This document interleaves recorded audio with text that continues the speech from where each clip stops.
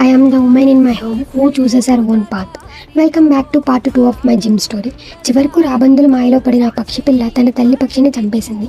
వినడానికి ఇదొక కథ అనిపిస్తుంది, కానీ నిజం చెప్పాలంటే ఇలాంటి కథలు మన చుట్టూ ప్రతిరోజు జరుగుతున్నాయి. అబ్బాయి అయినా అమ్మాయి అయినా కొన్నిసార్లు మన స్వార్థం కోసం మనల్ని నిజంగా ప్రేమించిన వాళ్ళని దూరం చేసుకుంటాం. అలాంటి రాబందులు అడవిలో మాత్రమే ఉండరు, మన మధ్యలోనే ఉంటారు. నవ్వుతూ మాట్లాడతారు, మన మంచి కోరుకున్నట్టు నటిస్తారు, కానీ అవసరం అయిపోయాక మనల్ని ముంచేస్తారు. ఇలాంటి విషయాలు చూస్తూ నేను పెరిగాను. అప్పుడే డిసైడ్ అయ్యా, అలాంటి రాబందులు మాయలో పడకూడదు. అవడానికే ఈ జిమ్.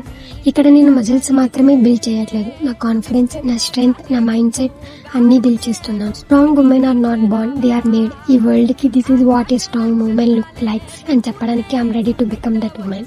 నెక్స్ట్ వచ్చే జనరేషన్ కి ఇది ఫస్ట్ అవ్వకూడదు, నార్మల్ అవ్వాలి. I am the women in my home who chooses her own path. Welcome back to part 2 of my gym story. చివరకు రాబందులు మాయలో పడిన ఆ పక్షి పిల్ల తన తల్లి పక్షిని చంపేసింది.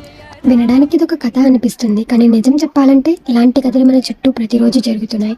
అబ్బాయి అయినా అమ్మాయి అయినా కొన్నిసార్లు మన స్వార్థం కోసం మనల్ని నిజంగా ప్రేమించిన వాళ్ళని దూరం చేసుకుంటాం. అలాంటి రాబందులు అడవిలో మాత్రమే ఉండరు, మన మధ్యలోనే ఉంటారు. నవ్వుతూ మాట్లాడతారు, మన మంచి కోరుకున్నట్టు నటిస్తారు, కానీ అవసరం అయిపోయాక మనల్ని ముంచేస్తారు. ఇలాంటి విషయాలు చూస్తూ నేను పెరిగాను. అప్పుడే డిసైడ్ అయ్యా, అలాంటి రాబందులు మాయలో పడకూడదు. అవడానికే ఈ జిమ్.